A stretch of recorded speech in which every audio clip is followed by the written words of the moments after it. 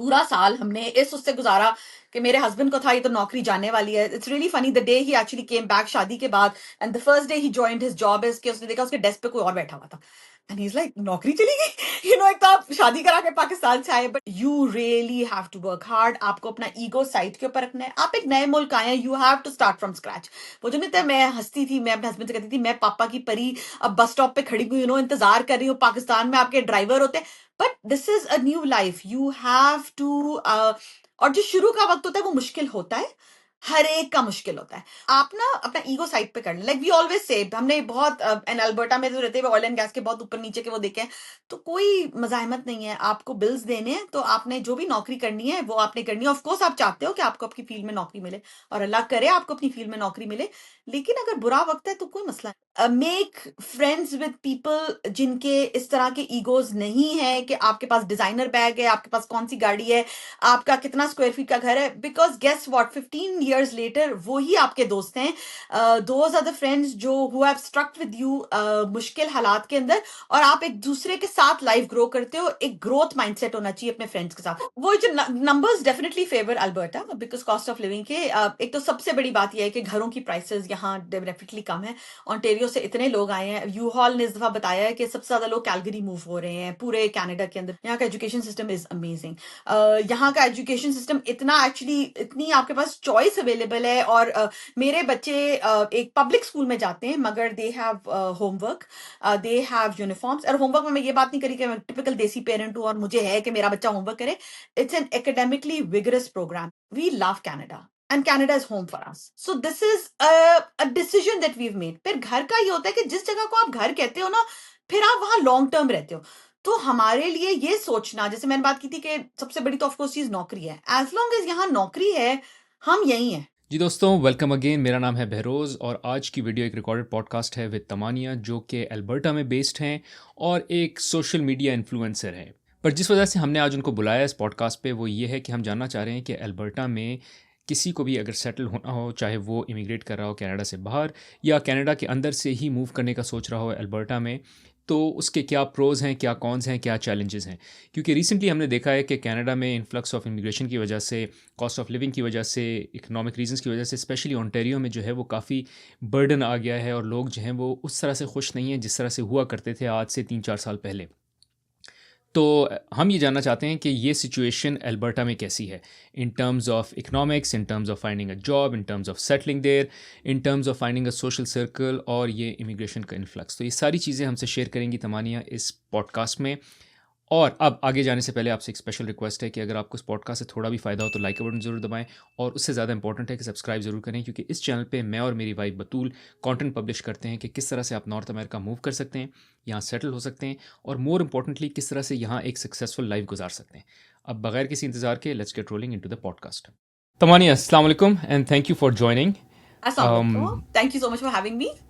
Thank you. So the reason we have Tamania here is क्योंकि मेरी एक पॉडकास्ट थी एक मेरे फ्रेंड के साथ जो कि ओंटारियो में रहते हैं और वो कनाडा से जो हैं वो रीसेंट इकोनॉमिक चैलेंजेस की वजह से, इमिग्रेशन चैलेंजेस की वजह से he is not very happy और वो जो हैं चाह रहे हैं कि वो किसी तरह से प्रॉब्ली यूएस मूव कर जाएं. तो वो उन्होंने हमको सारी चीज़ें एक्सप्लेन की and Tamania commented on that particular podcast and she said कि अल्बर्टा में थिंग्स आर रिलेटिवली डिफरेंट और वहाँ जो है जो चैलेंजेस जो मेरे गेस्ट से पॉडकास्ट के वो बता रहे हैं वो अल्बर्टा में उस लेवल पे एग्जिस्ट नहीं करते. और फिर व्हाट आई फाउंड वाज कि my wife is a big fan of Tamania. उनका चैनल एक है on Instagram with Urdu mom और नॉट ओनली हर बट उनकी जो है अपनी दोस्त भी उसकी दोस्तें भी बतूल की मेरी वाइफ की वो भी she they are all big fan and she was like she started messaging and she is like you need to talk to her, you need to bring her on our channel. So that's why Tamania is here for two reasons. One is because we want to learn about Alberta and second because Batul is a fan of Tamania. So Tamania, before I go more and ask questions, how about you introduce yourself? बिल्कुल. Thank you so much for the kind words. मेरा नाम तमानिया है और मैं blog करती हूँ Urdu mom के तौर पे जिस तरह ज़्यादातर लोग मुझे जानते हैं. तो पिछले 9 साल से मैं ब्लॉग कर रही हूँ और हम लोग कनाडा में रहते हैं, अल्बर्टा में रहते हैं और मैंने जो मेरा जो बैकग्राउंड है वो मार्केटिंग का है, कंप्यूटर साइंसेज का है. मगर पिछले 9 साल से मैं उर्दू ज़बान के लिए काम कर रही हूँ और वो ज़्यादा काम ये है कि आप अपने बच्चों से माँ बाप को इनकरेज करना कि अपने बच्चों से उर्दू बोलें, बायलिंगुअल अपने बच्चों बच्चों को मल्टीलिंगुअल रेस करना एक बहुत बड़ा बेनिफिट है। कई दफा हम अपने कॉलोनियल पास्ट की वजह से साउथ एशियंस मैंने नोटिस किया कि ज्यादातर कम उर्दू बोलते हैं, और मैं ये कहना चाहूंगी कि पिछले 9 साल से चीजें बहुत बेहतर हुई हैं। तो ये मेरा काम है, जो जो मेरी ब्लॉग है, जो मैं करती हूँ उर्दू मॉम के तौर पे, जो अब ज्यादा मेरी एक शनाख्त बन गई है। और हाँ जी, हम रहते हैं अल्बर्टा में, जो भी एक मेरे एक शनाख्त का हिस्सा है। मुझे एक बड़ी इंटरेस्टिंग लगता है जो मेरी ब्लॉग है, शुरू मैंने की थी उर्दू के लिहाज से, बट अब वो एक लाइफस्टाइल ब्लॉग बन गई है। मैं पेरेंटिंग की भी बात करती हूँ।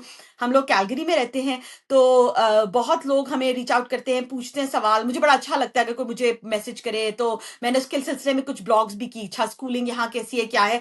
तो मुझे लगता है हम कुछ पोस्टर चाइल्ड बन गए अल्बर्टा के। मैं आपका पॉडकास्ट सुन रही थी और मुझे बहुत, मैं बहरोज को भी बता रही थी कि मुझे इन बहरोज और बतूल का चैनल बहुत अच्छा लगता है, क्योंकि ये लोग उर्दू में करते हैं। मैं कोशिश करती हूँ कि उर्दू वाले पॉडकास्ट सुनूं, क्योंकि ताकि कान में जबान सुनते रहे। तो उसमें वो जो अपने फ्रेंड से बात कर रहे थे, वो बात कर रहे थे, ऑफ कोर्स हर एक के चैलेंजेस होते हैं। तो मुझे लगा कि उनके दोस्त, मैंने नोटिस किया, मैं ये कहना चाहती हूँ आजकल हर जगह के हालात खराब है, राइट, बट तो let's just start with that. आजकल हर जगह के हालात खराब है, लेकिन जो उनके फ्रेंड ने बात की कि वो पिछले 6 से 8 साल पहले आए थे, तो वो मुझे लगा कि थोड़ी सी, जो लोग अल्बर्टा आते हैं, मैंने सोचा कि चले हम ये पर्सपेक्टिव भी पेश करते हैं। थैंक यू तमानी। आपको पता है मेरा जो सबसे ज़्यादा स्ट्रेस है इस वक्त इस पॉडकास्ट को करते हुए, वो ये है कि मैं अंग्रेज़ी के लफ्ज़ कम से कम इस्तेमाल करूं, क्योंकि by tune of working in multinationals और फिर कनाडा में रहते हुए, यूएस में रहते हुए, मैंने रियलाइज़ किया कि मेरी अपनी लैंग्वेज बहुत जो है वो उर्दू काफ़ी ख़राब हो चुकी है। मेरी अपनी जो ओरिजिनल लैंग्वेज है वो फ़ारसी है, फिर सेकंड लैंग्वेज उर्दू है, और फिर जो है वो इंग्लिश है। बट फ़ारसी और उर्दू जो है वो दोनों काफ़ी हद तक ख़राब हो चुकी हैं। तो मेरा सबसे बड़ा स्ट्रेस ये है कि मैं कम से कम अंग्रेज़ी के लफ्ज़ यूज़ करूँ आपसे बात करते हुए। जबरदस्त, ये मेरी भी बहुत कोशिश है। मैंने अब करना शुरू किया है कि मैं मुकम्मल उर्दू बोलूं, क्योंकि हम घर में भी ये करते हैं, क्योंकि जब हम बच्चों के साथ अंग्रेजी के अल्फाज बीच में डालते हैं, हम गेम भी करते हैं घर के अंदर। एक गेम देखे, मैंने फिर अंग्रेजी का लफ्ज बोला, बट हम ये कोशिश करते हैं कि मुकम्मल उर्दू बोलें। और ये आपके एक्चुअली जहन के लिए बहुत अच्छा है, आपका जहन मजीद जोर लगाता है, और ये हमारे जहन के लिए बहुत अच्छी चीज है, अच्छी मश्क है। ठीक है। दूसरा जो मैं थोड़ी सी वल्नरेबिलिटी शो करूँगा, एंड अगेन अंग्रेज़ी का वर्ड है, बट कोई मसला नहीं। वो ये कि आपने जो बात की कि हमारा स्पेशली साउथ एशिया का और प्रॉब्ली पाकिस्तान का एक कुछ हद तक जो है वो कॉलोनियल पास्ट की वजह से, मैं इसमें ख़ुद भी जो हूँ वो ज़िम्मेदार हूँ बहुत बड़ा अपने बच्चों के साथ। क्योंकि मेरी जब बेटी पैदा हुई थी, तो we started talking to her इन इंग्लिश/उर्दू। अच्छा, बुरी बात ये थी, इट इज़ ओके, क्योंकि मेरे पेरेंट्स ने भी मेरे साथ अंग्रेज़ी में बात की है हाँ, ताकि एक दूसरी लैंग्वेज आ जाए। बट हम रहते थे उस वक्त पाकिस्तान में, मेरी बेटी पैदा हुई है दुबई में। तो मैंने वही बिहेवियर अडॉप्ट किया जो मेरे पेरेंट्स ने किया था, कि मैं अंग्रेज़ी बोलूँगा और इसकी अंग्रेज़ी अच्छी हो जाए, ताकि क्योंकि अंग्रेज़ी जो है वो इकोनॉमिकली अच्छी लैंग्वेज है, सुपीरियर लैंग्वेज है, हम we look up to it. और हुआ ये कि मैंने 1-2 साल बाद, जब या 2-2.5 साल बाद, जब वो इतनी हो गई, बोलना शुरू किया उसने, मैंने ये रियलाइज़ किया कि इंग्लिश तो उसको बहुत आसानी से आ गई है, क्योंकि वो दोस्तों से बात करती है अपने स्कूल एनवायरमेंट में। है, बिल्कुल।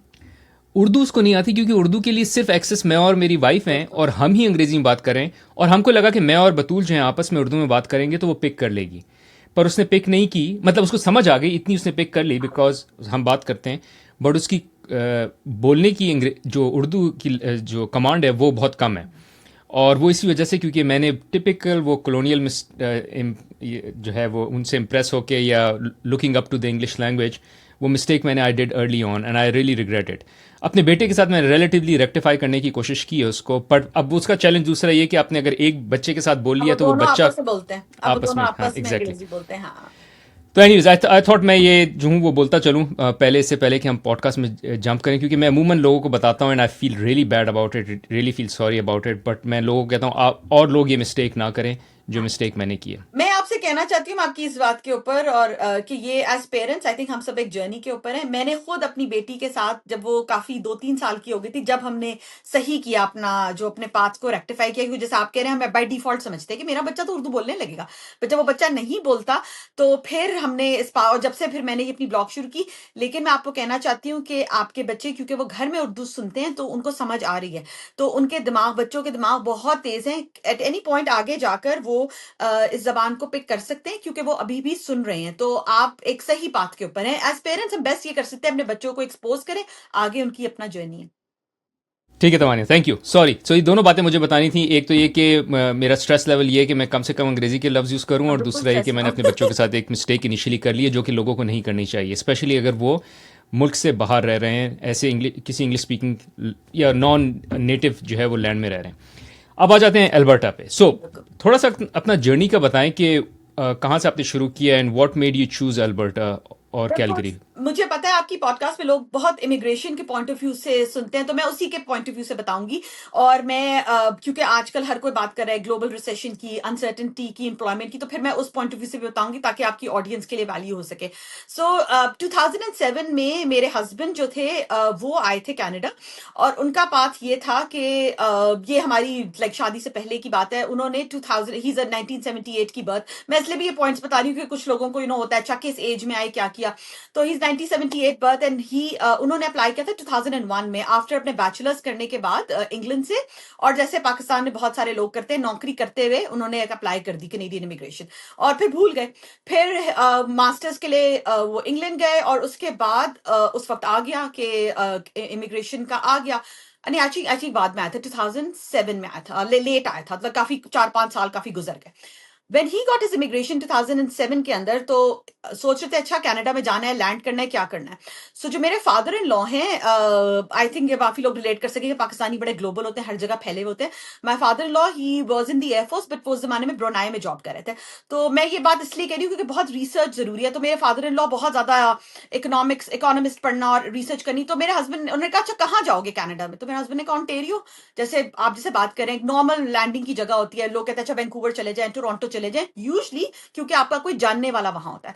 सो मेरे फादर इन लॉ ने मेरे हस्बैंड को कहा कि तुमने अल्बर्टा के बारे में सुना है कि वहां ऑयल एंड गैस रिसोर्सेज हैं, क्योंकि मेरे हस्बैंड की भी इंजीनियरिंग डिग्री थी। तो ही सेड उसको भी देख लो, कैलगरी और एडमिंटन को। अच्छा, जब एक होता है ना कोई बंदा गाइड करता है, then he looked and he found कि उनके कुछ पेट्रोसन के जो एक ऑयल कंपनी थी जहां वो पहले काम कर चुके थे, कुछ कॉलीग्स रहते थे, and he connected with someone.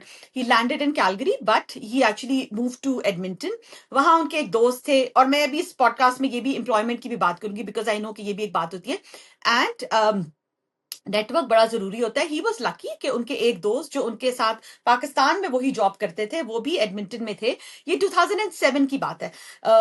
Alberta की जब भी हम इकोनॉमी की बात करेंगे ना, तो जो डॉलर की जो ऑयल की प्राइस है ना पर बैरल, वो बहुत उससे क्लोजली रिलेटेड है। और अभी मैं इसके बारे में और भी बात करूंगी, अल्बर्टा की इकोनॉमी के बारे में। उस जमाने में इकोनॉमी अच्छी थी, प्रोजेक्ट्स लग रहे थे, and he was very lucky कि he got a job instantly 2007 के अंदर ही। And he moved, like he's like living in Edmonton. उसके बाद मेरी और मेरे हस्बैंड की शादी हुई 2008 के अंदर। वही जो टिपिकल अरेंज्ड फैमिली सिनेरियो होता है। अभी मैं और बहरोज बात कर रहे थे, इस्लामाबाद वैसे ही बहुत छोटा शहर है, और मैं अपनी ब्लॉग पे बहुत बात करती हूँ। मैं आई बिलोंग टू फिका जाफरिया, और मैं बहुत मुहर्रम वगैरह सबकी बात करती हूँ, बच्चों को कैसे आप अपनी ट्रेडिशंस पास करते हैं। सो वो बहुत छोटी कम्युनिटी है। वी वर इंट्रोड्यूस्ड फ्रेंड्स और कजन्स वगैरह के through. Later on it turn out कि मेरी दादी और जाफर की दादी बेस्ट फ्रेंड्स हैं, तो उन्होंने हमारी कहानी को बिल्कुल हाईजैक कर लिया, और उन्होंने कहा हम तो अपने पोता पोती की शादी करा रहे हैं, और इस तरह हमारी शादी होगी। सो 2008 में मेरी शादी हुई थी, and so my husband came, to answer your question, he came as an economic immigrant. I applied for a spouse के तौर पे वीजा। अच्छा, बहुत लोग स्पाउस का भी वीजा अप्लाई करते हैं, उसका टाइमलाइन बहुत डिफरेंट होती है। कभी मैंने सुना है 2 साल हो जाती है, कभी कुछ हो जाता है। हमारे टाइम पे वो 9 मंथ्स की थी।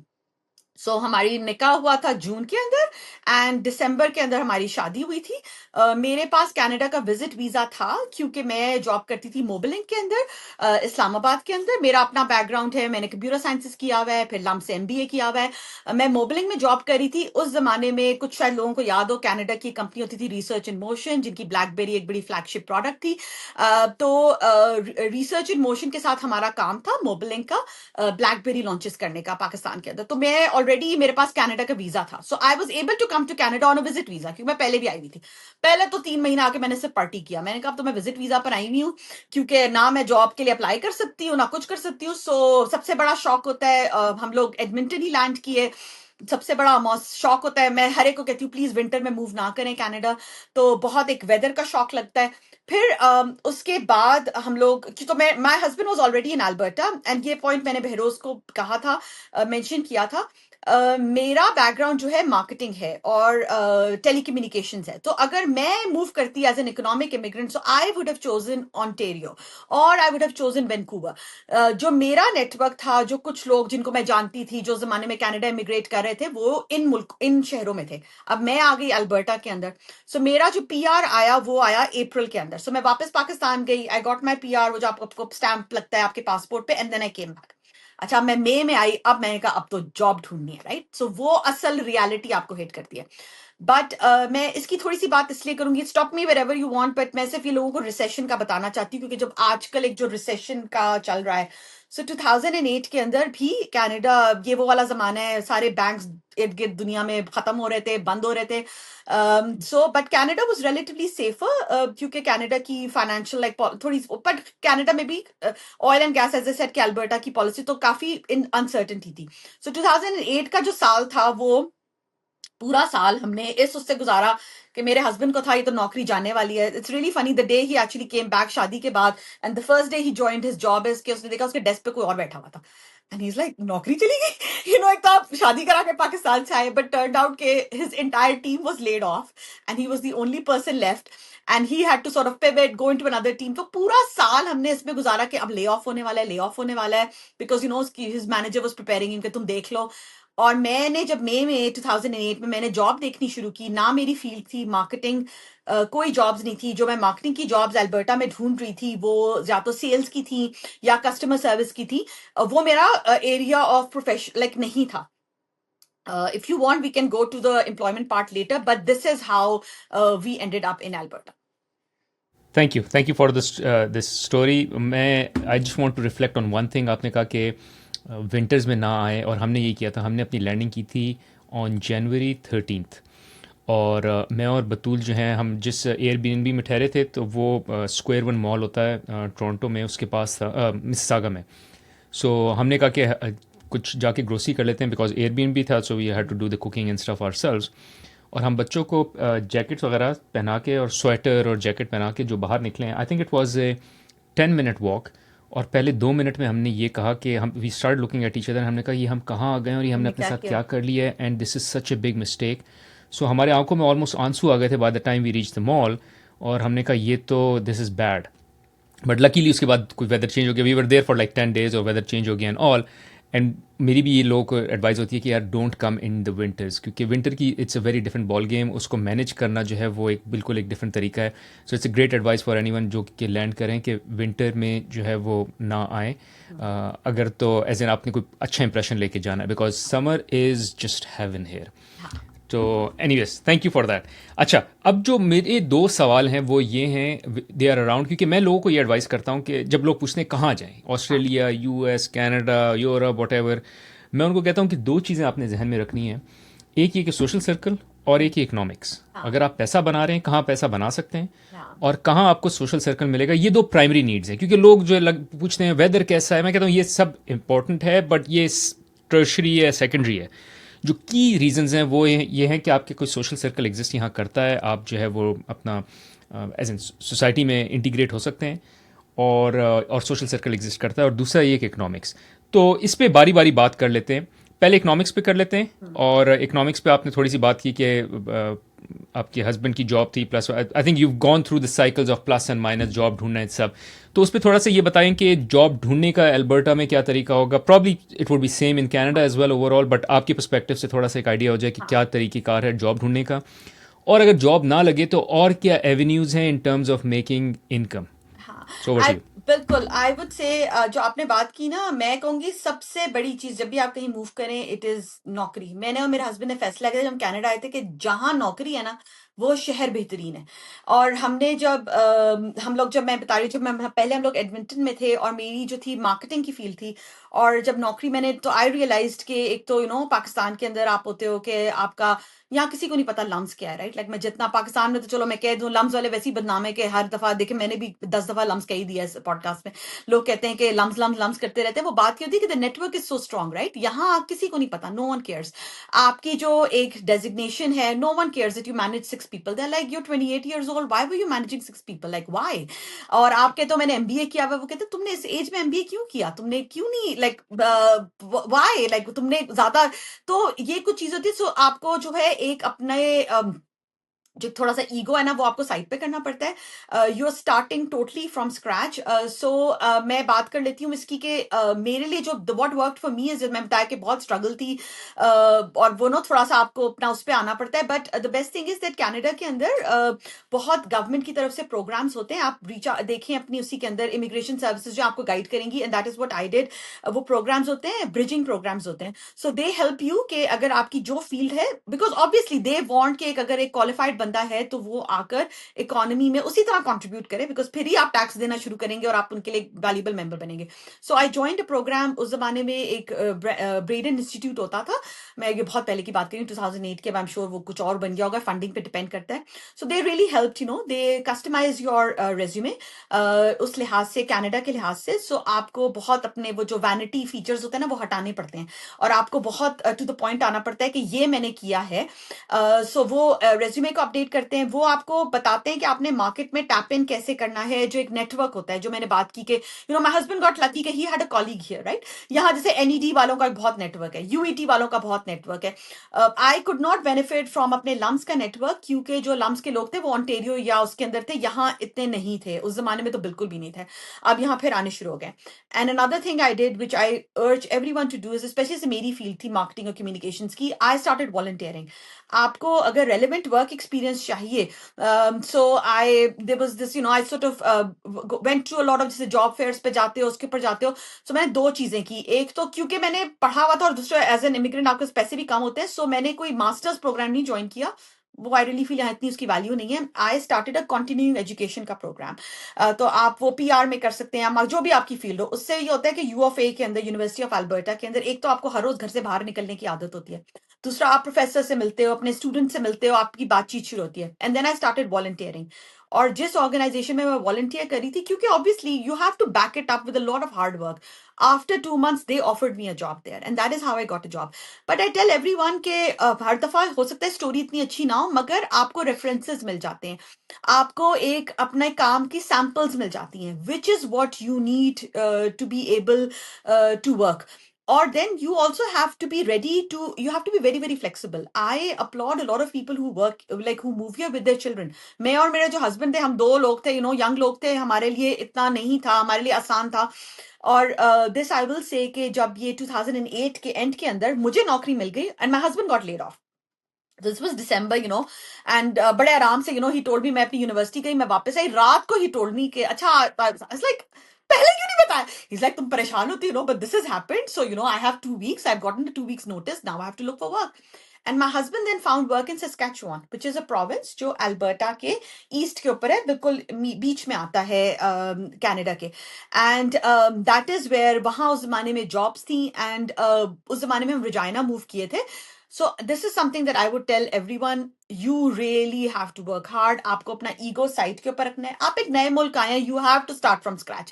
वो जो नहीं था, मैं हंसती थी, मैं अपने हस्बैंड से कहती थी, मैं पापा की परी अब बस स्टॉप पे खड़ी हुई, इंतजार कर रही हूँ. पाकिस्तान में आपके ड्राइवर होते हैं, but this is a new life. You have to, और जो शुरू का वक्त होता है वो मुश्किल होता है, हर एक का मुश्किल होता है, और वो मुश्किल वक्त गुजार कर ही आप अच्छे वक्त को अप्रिशिएट करते हैं. अगर मुश्किल वक्त से आप नहीं गुजरते ना, तो हम लोग सोचते हैं कि आप कभी भी अच्छे वक्त को आप अप्रिशिएट नहीं करते. कि हम अपने बच्चों की भी बहुत बात करते हैं कि अगर आप अपने बच्चों को हर वक्त आसानी देंगे, आसाइश देंगे, तो उनमें वो स्ट्रेंथ और रेजिलियंस नहीं पैदा होगी. So take it like a challenge, be flexible, be okay to move, and अपने स्किल्स के ऊपर काम करें. अपना क्योंकि जो स्किल्स है ना, वो आपको हमेशा हमेशा हेल्प करेंगे टू स्टे एम्प्लॉयबल या अपना बिजनेस स्टार्ट करने को.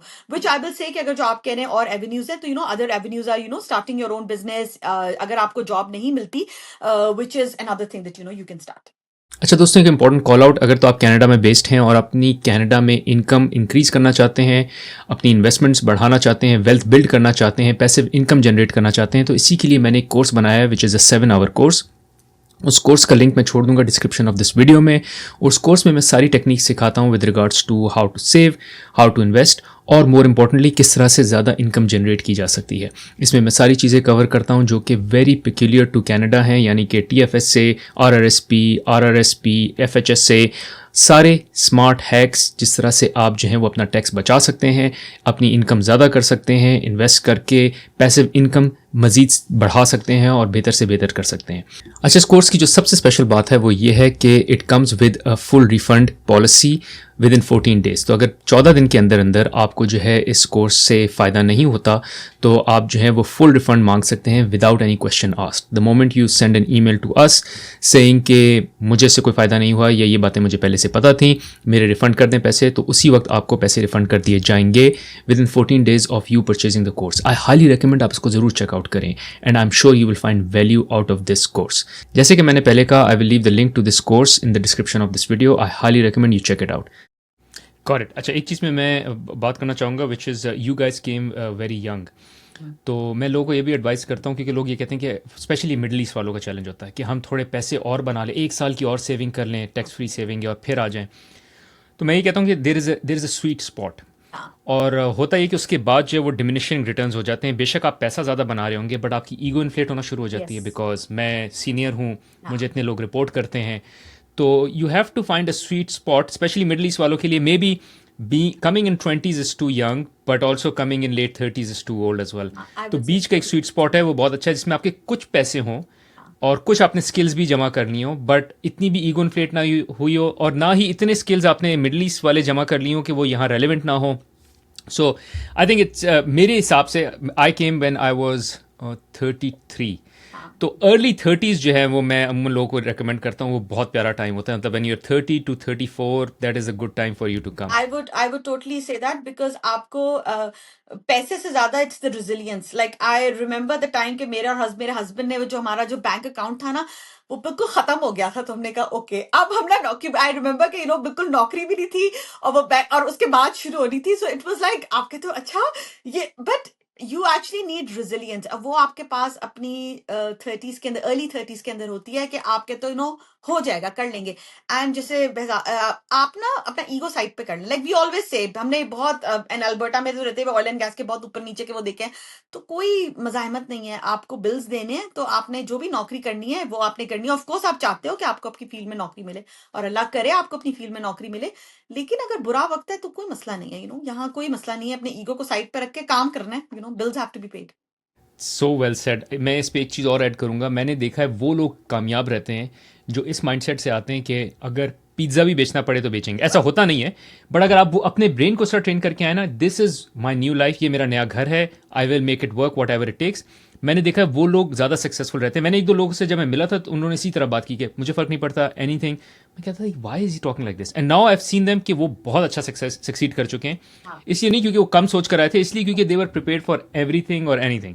So thank you हाँ. for saying that. I agree on that as well. And also your friends really matter at that time. Make friends with the right set of people. जो आपने community की बात की, जो आपको इस mindset के अंदर help करें। We got lucky कि जो हमारे friends थे, जब eventually like हम पहले एडमिंटन से रजायना, फिर रजायना से वी केम टू कैलगरी 2010 के अंदर, जो हमारे उस जमाने के शुरू के दोस्त बने वो सारे वो हैं कि all of us have started from scratch, एक एक बेडरूम के कॉन्डोज के साथ, जिसमें कोई मैटर नहीं करता था किसके पास पैसे हैं क्या नहीं है। मिल के बैठना है, तुम बिरयानी बना लो मैं सैलड ले आती हूँ, मिल के बैठ जाते हैं, घर पे मूवी देख लेंगे। मेक फ्रेंड्स विद पीपल जिनके इस तरह के ईगोज नहीं है कि आपके पास डिजाइनर बैग है, आपके पास कौन सी गाड़ी है, आपका कितना स्क्वायर फीट का घर है। Because guess what, 15 years later वो ही आपके दोस्त हैं। दोज आर द फ्रेंड्स जो who have struck with you मुश्किल हालात के अंदर, और आप एक दूसरे के साथ लाइफ ग्रो करते हो। एक ग्रोथ माइंडसेट होना चाहिए अपने फ्रेंड्स के साथ। वो कहते हैं ना, your average of the 5 people you spend time with. So be very conscious of the community you make. 100% I completely agree. अच्छा, अब एक इकोनॉमिक्स में एक आखिरी चीज़ है वो है अराउंड कॉस्ट ऑफ लिविंग। हमने बिल्कुल। देखा है कि एटलीस्ट क्योंकि मैं I was in Ontario, cost of living massive हो गई थी before I left for US. और हम लोग को यही होता था कि घर, और कॉस्ट ऑफ लिविंग से मुराद सबसे बड़ा एलिमेंट जो है वो घर का है। सो हाउसिंग प्राइसेस जो है वो बहुत ऊपर चली गई। So if you can talk about cost of living and अगर आपके पास थोड़ा सा कंपैरिजन है वर्सेस ओंटारियो एज हाँ well, so you can share that. So वो जो numbers definitely favour Alberta because cost of living के एक तो सबसे बड़ी बात यह है कि घरों की प्राइसेस यहाँ डेफिनेटली कम है। ऑन्टेरियो से इतने लोग आए हैं, यू हॉल ने इस दफा बताया है कि सबसे ज्यादा लोग कैलगरी मूव हो रहे हैं पूरे कनाडा के अंदर, बिकॉज यू नो जो उनके पास स्टेटिस्टिक है। तो लिटरली हमने ये सिटी चेंज होते देखी है। हम 2010 में यहाँ आए थे और हमें खैर जब कैलगरी बहुत बड़ा शहर लगता था बिकॉज हर चीज रेफरेंस पॉइंट होती है। हम एडमिंटन छोटा है, मैं इसलिए एडमिंटन कैलगरी कंपैरिजन भी कर सकती हूँ बिकॉज लोग बहुत अल्बर्टा में बात करते हैं कि अच्छा किस शहर में जाएं, एडमिंटन जाएं, कैलगरी जाएं। और हम रिजाइना से आए थे। रिजाइना उस वक्त, अब मैंने सुना है बहुत बढ़ गया, उस वक्त तो बहुत छोटा था, लिटरली 10 मिनट्स में you could do the entire. तो हमें कैलगरी बड़ा शहर लगता था। तो हम कहते थे अच्छा यू नो तो, बट द वे ये सिटी बदली है बिकॉज बहुत ऑन्टेरियो से लोग आए हैं। एक तो 5% जीएसटी ऑफ द लाइक एकदम से यू नो आपको चीज HST वहां 13% है, यहाँ 5% है। घरों की प्राइस कम है। सो जैसे मेरा एक स्मॉल बिजनेस है और मैं अगर किसी को भी इनवॉइस करती हूँ तो मैं 5% चार्ज करती हूँ। तो ऑफकोर्स आपको एकदम से आपको फायदा है। बेचारा जो कोई ऑन्टेरियो वाला है उसको 13% करना पड़ेगा। सो आप जितनी चीजें आप सेल्स टैक्स हर चीज पे आप 5% दे रहे हो। और घरों की जो प्राइसेस हैं वो डेफिनेटली यहाँ की बेहतर है। मैं एक देख रही थी कि एक एवरेज हाउस होल्ड को आप रेंट देख लें, घरों का जो 1 बेडरूम घर का, आई थिंक आजकल वो आ रहा है कि टोरंटो के अंदर कुछ 2800 है और यहाँ कैलगरी के अंदर 1400 का भी आपको मिल सकता है 1 बेडरूम का कॉन्डो। ये ऑफकोर्स नंबर्स चेंज होते रहते हैं। एज आई सेड हम इतने अनसर्टन टाइम्स के अंदर है कि मैं कोई भी नंबर कोट करूंगा कोई कहेगा ये तो बदल गया है। एंड हमने इस तरह ऊपर नीचे होते हुए देखा है। Cost of living does favour Alberta. जो कुछ चीजें हैं, एक तो यहाँ की इकोनॉमी जो है, जो बहुत, क्यों लोग ऑन्टेरियो जाते हैं क्योंकि उनको नौकरियां अच्छी मिलती हैं, स्पेशलाइज मिलती हैं। मेरे कुछ फ्रेंड्स मुझे विजिट कर रहे थे, वो मेरा बैचलर्स है कंप्यूटर साइंसेस का, तो वो मेरे फ्रेंड्स थे और उनकी जो ऑन्टेरियो में, they loved Alberta. It's got a small town feel, it's a big town with a small town feel, you know. Literally हमें अगर आधे घंटे किसी के पास जाना हो, कहते हैं आधा घंटा बहुत दूर है। मेरा भाई सियाटल में रहता है, वो हंसता है मुझे, कहता है तुम्हें आधा घंटा दूर लगता है। मैं कहती हूँ बहुत दूर है। उससे क्या फायदा होता है जब चीजें करीब होती हैं? You save time, you get more time to spend with family, आपका सर्कल बेहतर होता है। But employment is an issue. Specialise, मैं अपने फ्रेंड से बात करती जो ऑन्टेरियो में रहते हैं, जो वो स्पेशलाइज जॉब्स करें वो यहाँ अवेलेबल नहीं है। अब कोशिश की जा रही है अल्बर्टा के अंदर इकोनॉमी को डाइवर्सिफाई करने की। अब यहाँ आईटी की, ऑयल एंड गैस की तो होती हैं, ऑयल एंड गैस की जॉब्स प्रोजेक्ट्स पे डिपेंड करती हैं। बट यहाँ आईटी के ऊपर जॉब्स पे गवर्नमेंट कोशिश कर रही है कि बढ़ाई जाएं। सो कॉस्ट ऑफ लिविंग मैंने सुना है कि एडमिंटन में इससे भी सस्ती है क्योंकि कैलगरी को बहुत ऑन्टेरियो वालों ने खराब किया है यहाँ की मार्केट को। यहाँ घर खरीद खरीद के जो है, क्योंकि उनको of course you know when they come here they bring all their equity, उनको बहुत फायदा होता है, बड़े घर मिल जाते हैं। सो उसके लिए ओवरऑल घरों की प्राइसेस बढ़ी हैं। अब फिर मार्केट डाउन हो रही है। ट्रंप ने वैसे ही हर चीज को बिल्कुल वो कर दिया है, अनसर्टेनिटी है, कोई कुछ नहीं कह सकता। बट डेफिनेटली अल्बर्टा की कॉस्ट ऑफ लिविंग कम है। What works against is the employment opportunities, कि आपने घर तो खरीद लिया मगर अब आप करेंगे क्या? मॉर्गेज कैसे देंगे? Got it, thank you. चलें अब आ जाते हैं सोशल सर्कल पे, which is the second important thing जो मैं लोगों को कहता हूँ जहाँ भी आप मूव कर रहे हो आफ्टर इकोनॉमिक्स. अच्छा, उसमें मिसेस सागा में काफ़ी आपको इंडियंस पाकिस्तानी मिलते हैं और उसकी एक वजह यह है कि I this is my guess, airport पे यू लैंड एंड जिस may be the first immigrant who came from South Asia, he landed and is like ये जो बस एयरपोर्ट से निकला और मैंने अगला घर ले लिया. Yeah. और फिर उसके रिलेटिव और उसके दोस्त और करते करते everyone just wanted to stay close. और मैं लोगों को ये भी कहता हूँ कि ये एक प्रीमियम है जो देसी अमूमन पे करते हैं ऑन हाउसिंग, क्योंकि they can't help but live in their community, तो वो दूर जा नहीं सकते. तो जब बजट की बात हो रही होती है अमूमन कहना बड़ा आसान होता है कि यार वो लंदन चले जाओ, या दूर लंदन से मुराद जो ऑन्टेरियो में शहर है थोड़ा दूर, जी या और जो शहर है. और उसका रिस्पॉन्स यही होता है कि मसला है कि हमने एक प्रीमियम दे रहे हैं अपनी कम्युनिटी में रहने का. सो आई वॉन्ट टू नो कि एल्बर्टा में हाउ थ्राइविंग इज़ द देसी कम्युनिटी, और आप how do you find the social circle that you have their.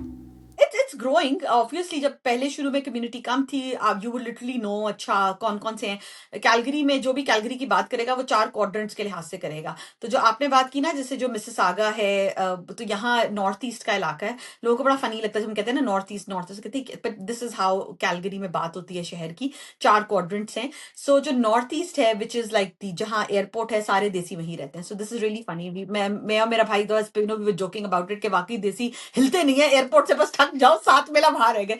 Calgary का ये है कि यस, नॉर्थ ईस्ट के अंदर ज्यादा दुकानें हैं, हलाल आपको मिल जाता है, लेकिन अब वो लोग बहुत स्प्रेड आउट हो गए हैं। और दूसरी वजह ये होती है कि जो जिन लोगों के बच्चे होते हैं वो हमेशा स्कूल की वजह से मूव करते हैं। सो कम्युनिटी जो है, you don't need to live in the north east to get access to, जैसे ग्रोसरी स्टोर्स हैं या हलाल, एक तो अब हर जगह ही स्प्रेड आउट हो गए हैं। फिर thanks to diversity in Canada, अब तो सुपर स्टोर पे भी, कॉस्को में भी हर जगह आपको हलाल मिल जाता है, सब कुछ मिल जाता है। बट क्योंकि यहाँ डिस्टेंसेस इतने ज्यादा नहीं है, तो यहाँ ये मैटर नहीं करता कि मैं साउथ वेस्ट में रहते हुए भी मेरी अगर दोस्त नॉर्थ वेस्ट में है या साउथ ईस्ट के अंदर है, तो मेरे लिए मिलना मुश्किल नहीं है। It's easy to get together. Alberta के अंदर हम बड़ी माउंटेन्स की अपनी बात करते हैं, और जो वाकई ही बहुत एक बड़ा एडवांटेज है, बस 1 घंटे दूर हमसे बैंफ है, विच इज ब्यूटिफुल। बैंफ है, कैनानास्कस है, जैस्पर है। जब हम एडमिंटन में रहते थे हम ज्यादा जैस्पर जाते थे। ये इलाके इतने खूबसूरत हैं कि हम आउटडोर्स रहने की ज्यादा कोशिश करते हैं, समर के अलावा भी, विंटर्स में भी, कि आप आउटडोर एक्टिविटीज करें। तो कम्युनिटी यहाँ बहुत, it's a very like a good community of like, ज्यादा कैलगरी में जो मैंने जो रह कर किया है, क्योंकि आपके जो लोग सुन रहे होंगे मे बी वो एडमिंटन के बारे में भी करना चाहें। कैलगरी में लोग थोड़ी सी तरह ऑफ लेट ट्रांजिएंट होती थी, अब लोगों ने ज्यादा रूट्स डेवलप करनी शुरू की हैं अपनी, क्योंकि ज्यादा लोग ऑयल एंड गैस की वजह से आते थे। तो ऑयल एंड गैस का यही होता था, अच्छा जहां प्रोजेक्ट है तो वो उठ कर चले गए। एडमिंटन में आई फाउंड कि जो लोग रहते हैं वो 30-30 साल से रह रहे थे, क्योंकि वहाँ गवर्नमेंट की जॉब्स हैं, और एडमिंटन के अंदर university you of A is a big employer, और वो वहाँ भी लोग ज्यादा होते हैं। एक जो बात मैं करना चाहूंगी, जो अगर जिन लोगों के बच्चे हैं तो आई एम श्योर उनके लिए बहुत इंपॉर्टेंट होगा। अल्बर्टा का जो खासतौर पे जो कैलगरी शहर है, अल्बर्टा का अपना भी एजुकेशन सिस्टम ओवरऑल बहुत अच्छा है, और जो कैलगरी के अंदर जो सीबीई है, कैलगरी बोर्ड ऑफ एजुकेशन, और यहाँ का जो उसकी वजह से चार्टर स्कूल्स यहाँ शुरू हुए हैं, यहाँ का एजुकेशन सिस्टम इज अमेजिंग। यहाँ का एजुकेशन सिस्टम इतना एक्चुअली, इतनी आपके पास चॉइस अवेलेबल है। और मेरे बच्चे एक पब्लिक स्कूल में जाते हैं, मगर they have homework, they have uniforms. और होमवर्क में मैं ये बात नहीं करी कि मैं टिपिकल देसी पेरेंट हूँ और मुझे है कि मेरा बच्चा होमवर्क करे। It's an academically vigorous programme, so the maths that they do is like very high level. Science करते हैं, इट्स अ पब्लिक स्कूल, मेरे ये टैक्स के पैसे जाते हैं। पर जो कैलगरी का जो स्कूल सिस्टम है वो बहुत स्ट्रांग है। यहाँ चार्टर स्कूल्स हैं जो साइंस बेस्ड प्रोग्राम है, आर्ट बेस्ड है, म्यूजिक बेस्ड है, so there is something for everyone. इन्होंने बहुत मेहनत की है इस प्रोविंस के अंदर over years to offer a lot of choice in education. तो जो ऐसे होता है ना कि बाकी प्रोविंसेस के अंदर आपके पास सिर्फ ऑप्शन होता है कि अच्छा फ्रेंच इमर्जन या दूसरा, तो यहाँ का एजुकेशन सिस्टम भी बहुत अच्छा है, जो आपकी किसी भी जगह रहने के इंसेंटिव को बहुत इंक्रीज करता है। Got it, thank you.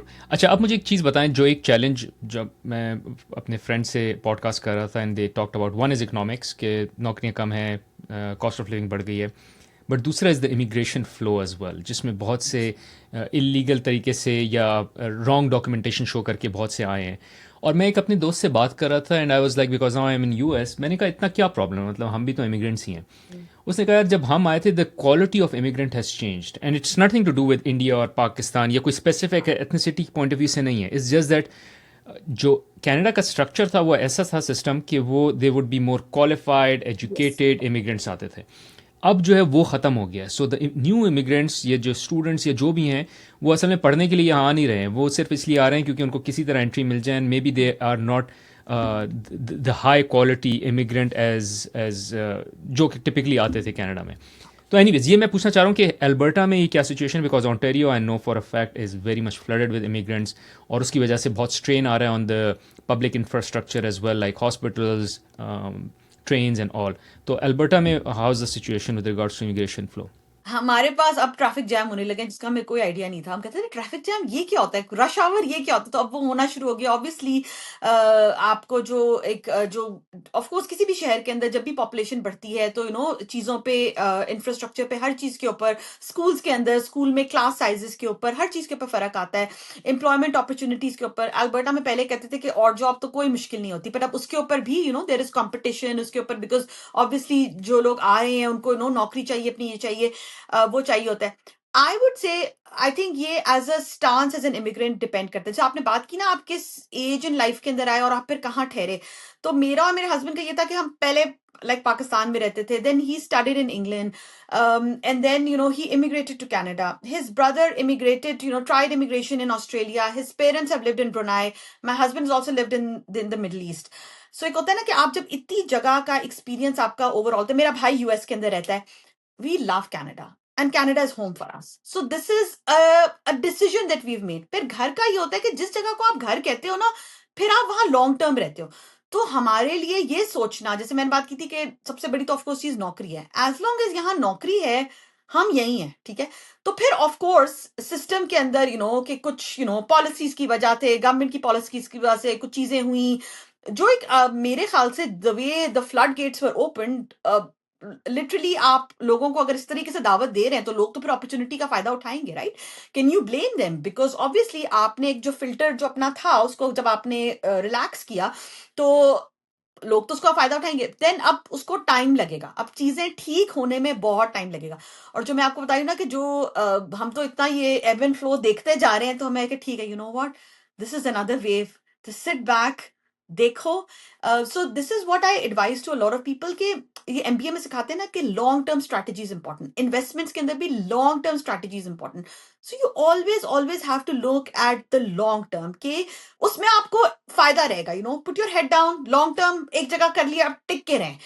अगर आप बार बार हॉप करते रहेंगे ना, विच आई फील लाइक, ठीक है, अगर as A said the disclaimer first is नौकरी अगर आपको नहीं है, कहीं और मिल रही है, yes. But I would always advise people के यस ये चीजें हो रही हैं और ऑफकोर्स बहुत बात हो रही है, तो this is obviously a point of concern for anyone who is thinking of now to come to Canada, ठीक है. जो लोग अब आएंगे तो ऑफकोर्स उनको ये सारी चीजें देखनी चाहिए कि मुझे ये इतना महंगा पड़ेगा ये.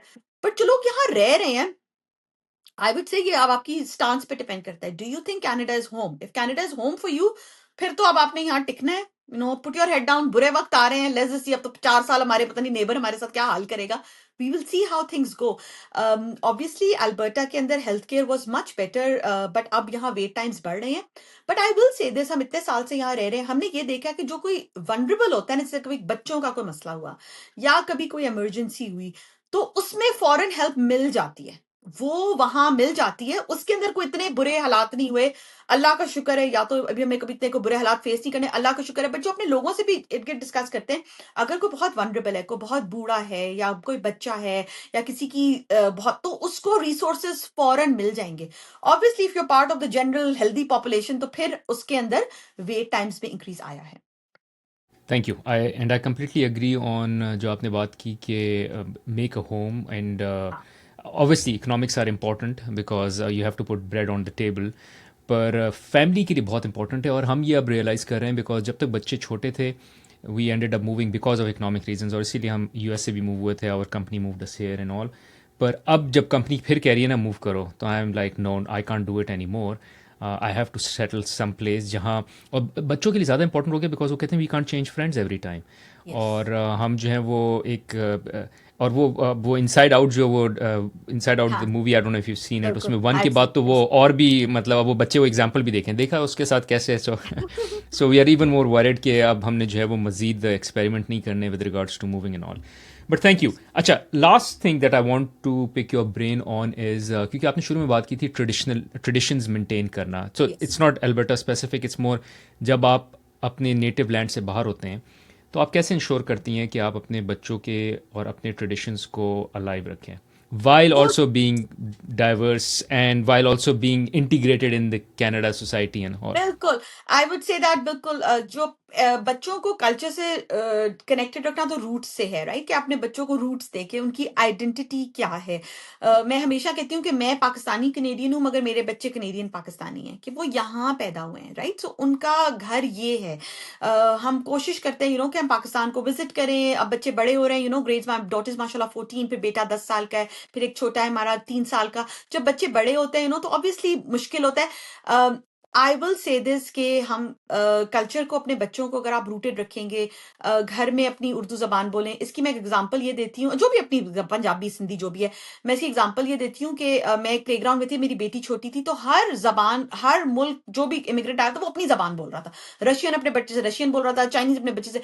कनाडा में कोई आपसे इस बात पे एतराज नहीं करता, एज लॉन्ग एज आप जब उनसे बात करनी हो तो आप अंग्रेजी में बात कर लें अपने. तो कोई आपको ये फोर्स नहीं कर रहा कि आप अंग्रेजी ही बोलें. तो आपको खुद एक इंसाइट देनी है कि मैं अपने बच्चे को क्या रूट्स दे रहा हूँ। फिर उसके अंदर आपका कल्चर आता है कि आप अपनी कल्चरल सेलिब्रेशन, फिर आपकी रिलीजन की आइडेंटिटी है। तो आपके एक बच्चे की ना एक बड़ी कॉम्प्लेक्स सी एक आइडेंटिटी बनती है, but it's also important to be a community member, and that is what हम अपने बच्चों को हमेशा ये कराते हैं। हम जिस नेबरहुड में रहते हैं, अब यहाँ लाइक बहुत यहाँ हम वाहिद यंग लोग हैं, हम कहते हैं कि we are the ones pulling the average, one otherwise हमारे नेबरहुड की average age is 80 years old। सो सारे यहाँ के पुराने like original, it's so nice. मेरे बच्चे उन सबको ग्रैंड माँ ग्रैंड पा, बहुत अच्छे हमारा नेबरहुड है। मैं अपने बच्चों के स्कूल में बहुत वॉलंटियर करती हूँ, I am part of the school council, उसके अंदर हेल्प करना, वॉलंटियर करना। ये हम बच्चों को सारी वैल्यूज सिखाते हैं। जो आपने बात की ना, इंटीग्रेशन बहुत इंपॉर्टेंट है, सिर्फ अपने साइलों में ना रहें। यस, हमारे ज्यादातर दोस्त सिर्फ देसी हैं, क्योंकि मुझसे ज्यादा अंग्रेजी एक वीकेंड पे तो बिल्कुल भी नहीं बोली जाती। मैं कहती हूँ मैंने अपनी उर्दू जबान बोल ली है अपने खाने खाने, बट नॉट टू से कि आप एक बिल्कुल ही अपने ही उसमें रहें। Be part of the community, give back. Canada का एक बहुत आइडेंटिटी है कि वॉलंटियर करना। मैं बहुत लोगों से बात करती हूँ कि यहाँ के क्यों स्कूल्स अच्छे हैं, क्योंकि पेरेंट्स वॉलंटियर करते हैं, स्पोर्ट्स टीम में वॉलंटियर करते हैं, तो कोई आपको पैसे नहीं मिलते, लेकिन अपने बच्चों से उनको उनकी जबान सिखाना ये उनका हक है। मेरी एक दोस्त है, जब जैनब प्री स्कूल में थी, वो लड़की पंजाबी सिख थी, और उसने मुझे बताया कि उसके अम्मी अब्बू 80s के अंदर आए थे। तो उस जमाने में कहते थे कनाडा में कि आप अपने बच्चे के साथ अंग्रेजी जबान बोलें। तो कहती है मेरे माँ बाप, और ये आप अब कहते हैं, अब दिस इज अमेजिंग, कनाडा की बड़ी अच्छी बात यह है कि फॉरन अपनी मिस्टेक को मानते हैं, पर वो कहते हैं नहीं, अब अपनी जबान बोलें। उस जमाने में वो कहते थे कि आपके बच्चे को इंटीग्रेट होने के लिए, तो उसको बहुत ये गम था इस बात का कि मेरी पंजाबी जबान मैं नहीं बोल सकी। उसने शादी भी एक सिख से की, अब वो अपने बच्चों को पंजाबी सिखा रही है, क्योंकि एक आपकी आइडेंटिटी है, आप जिस तरह आपकी शक्ल है, आप दिखते हैं, जो आपका नाम है। सो बच्चे को अपनी असल से जोड़ के रखें। मैं अपने बच्चों को हमेशा कहती हूँ कि अपनी जबान सीखने से तुम्हारे पास जो एम्प्लॉयमेंट अपॉर्चुनिटीज है ना, चाहे लॉयर बनो, चाहे डॉक्टर बनो, कुछ भी बनो, ये मल्टीफोल्ड बढ़ेंगी, क्योंकि आपको अगर उर्दू जबान आती होगी, हिंदी भी समझ जाते हैं, पंजाबी भी बोल लेते हैं। और अगर कुछ माँ बाप को ये फिक्र है कि आपके बच्चे का एक्चुअली दिमाग ज्यादा तेज होता है, जो बाइलिंगुअल बच्चे होते हैं, इस पे बहुत रिसर्च हो रही है कि उनके दिमाग ज्यादा तेज होते हैं। बहुत जरूरी है, कोई यहाँ आपको मना नहीं करेगा कि अपने बच्चे से सिर्फ आप अंग्रेजी में बात करें, मगर कोशिश करें, उसके बहुत फायदे हैं। Thank you. मैं दो चीज़ें कहूँगा। एक, मैंने ये रियलाइज़ किया कि कनाडा में अनलाइक अदर कंट्रीज़, अगर यूरोप ले लें और यूएस में भी, बिल्कुल ऐसा कोई प्रेशर नहीं है। Like you can be a Canadian and you can be a Pakistani at the same बिल्कुल टाइम। बिल्कुल। यूएस में रिलेटिवली प्रेशर होता है, बिकॉज यस। यूएस में अमेरिका फर्स्ट जो है वो ज़्यादा पसंद किया जाता है, and there is slight pressure of you are an American before anything else. In Canada you can be different things in parallel.